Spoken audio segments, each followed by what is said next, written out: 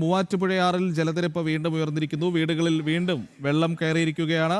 മൂവാറ്റുപുഴ നഗരത്തിലെ ഇലാഹിയ നഗർ, കൊച്ചങ്ങാടി എന്നിവിടങ്ങളിലാണ് ഇന്ന് രാവിലെ 5 മണിയോടെ വെള്ളം കയറിയത്. മൂവാറ്റുപുഴയാറിലെ ജലനിരപ്പ് ഉയർന്നതാണ് വെള്ളം കയറാൻ കാരണം. വിവരങ്ങളുമായി ജിജീഷ് കരുണാകരൻ ചേരുന്നുണ്ട്. ജിജീഷ്, എല്ലായിടങ്ങളിലും അതിപ്പോൾ ഏത് ജില്ലയിൽ നിന്നില്ല, ഓരോ സ്ഥലങ്ങളിലും ഈ രീതിയിലുള്ള റിപ്പോർട്ടുകളാണ് പുറത്തു വരുന്നത്. ഇപ്പോൾ മൂവാറ്റുപുഴയാറിൽ അത് ജലനിരപ്പ് വീണ്ടും ഉയർന്നിരിക്കുന്നു എന്നുള്ളതാണ് മനസ്സിലാക്കുന്നത്. അപ്പോൾ കിഴക്കൻ വെള്ളം, ഒഴുകിയിറങ്ങുന്ന മഴവെള്ളം അത് വലിയ രീതിയിൽ ഈ നദികളിലൂടെ വരികയാണ്. അത് നഗര ഗ്രാമ വ്യത്യാസമില്ലാതെ എല്ലായിടത്തും ഈ പറയുന്ന രീതിയിൽ വെള്ളക്കെട്ടാകുന്നു. അത് താഴ്ന്ന പ്രദേശങ്ങളാണെങ്കിൽ വീടുകൾ ഏതാണ്ട് മുങ്ങുന്ന അവസ്ഥയിലേക്ക് കാര്യങ്ങൾ പോകുന്നു. അപ്പോൾ സംസ്ഥാനത്തിൻ്റെ വിവിധ ഭാഗങ്ങളിൽ ഒരു പ്രളയസമാന സാഹചര്യത്തിലേക്ക് കാര്യങ്ങൾ എത്തി നിൽക്കുകയാണ് എന്നുള്ളതാണ് ഇപ്പോൾ കാണേണ്ടത്. മൂവാറ്റുപുഴയാറിലെ ജലനിരപ്പ് ഉയർന്നതാണ് ഈ മേഖലയിലെല്ലാം വെള്ളമുയരാൻ കാരണമായിരിക്കുന്നത്. എന്തായാലും എന്തൊക്കെ വിശദാംശങ്ങളാണ് ജിജീഷ ഈ മേഖലയിൽ നിന്ന് റിപ്പോർട്ട് ചെയ്യാനുള്ളത്? ആ പ്രദേശത്ത് നിന്നും ആളുകളെയൊക്കെ ഒഴിപ്പിച്ചിട്ടുണ്ടോ? ദുരിതാശ്വാസ ക്യാമ്പുകൾ തുറന്നിട്ടുണ്ടോ? ജിജീഷ്,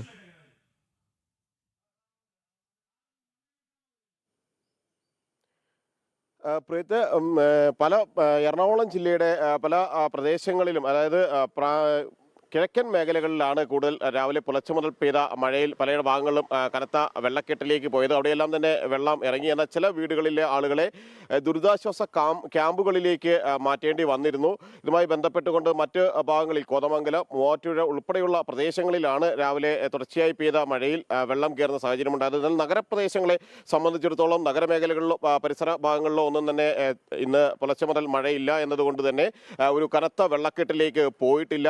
എന്നാൽ നഗരത്തിൽ പലയിടത്തും നമ്മൾ നേരത്തെ കഴിഞ്ഞ ലൈവിൽ പറഞ്ഞതുപോലെ ഈ ഒരു ഘട്ടത്തിൽ പോലും കാനയുടെ നിർമ്മാണം, മറ്റ് ശുചീകരണ പ്രവർത്തനങ്ങളുമെല്ലാം ഇപ്പോഴും നടക്കുന്നത് വലിയ തോതിലുള്ള ഒരു പ്രശ്നങ്ങൾ ഉണ്ടാക്കുന്നുണ്ട്. കാരണം മഴക്കാല പൂർവ്വ ശുചീകരണ ജോലികൾ നടത്തേണ്ട അതേ ഘട്ടത്തിൽ അത്തരം കാര്യങ്ങൾ ഒന്നും തന്നെ നടത്തുന്നില്ല.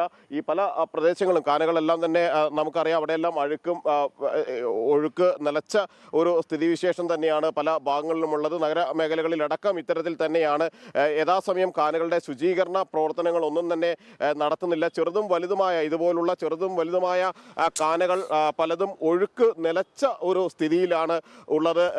വലിയ തോടുകളിൽ നിന്ന് സമീപ ഭാഗങ്ങളിലൂടെ കടന്നു പോകുന്ന കാനകളാണ് ഈ ദൃശ്യങ്ങളിൽ നമ്മൾ കാണുന്നത്. ഈ ഭാഗങ്ങളിലടക്കം പൂർണ്ണമായും തന്നെ ഒഴുക്ക് നിലച്ചിരിക്കുന്നു. ഈ ഭാഗങ്ങളിൽ നിന്നാണ് പിന്നീട് പ്രധാനപ്പെട്ട റോഡുകളിലേക്കെല്ലാം വെള്ളം കയറുന്ന ഒരു സ്ഥിതിവിശേഷം ഉണ്ടാകുന്നത്. മാത്രമല്ല, ഈ പകർച്ചവ്യാധികൾ പടർന്നു പിടിക്കാനുള്ള ഒരു സാധ്യത കൂടി ഈ ഒരു ഘട്ടത്തിലുണ്ട്. പല പ്രദേശങ്ങളിലും ഇത്തരത്തിൽ വെള്ളം കെട്ടി നിൽക്കുന്നു എന്നതുകൊണ്ട് തന്നെ അത്തരത്തിലുള്ള സാധ്യതകൾ വലിയ തോതിൽ തന്നെ ഉണ്ട്. അതിൻ്റെ ഇതുമായി ബന്ധപ്പെട്ടുകൊണ്ട് പകർച്ചവ്യാധികൾ തടയുന്നതിനാവശ്യമായ നടപടികളും അധികൃതരുടെ ഭാഗത്തു നിന്ന് ഉണ്ടായിട്ടില്ല.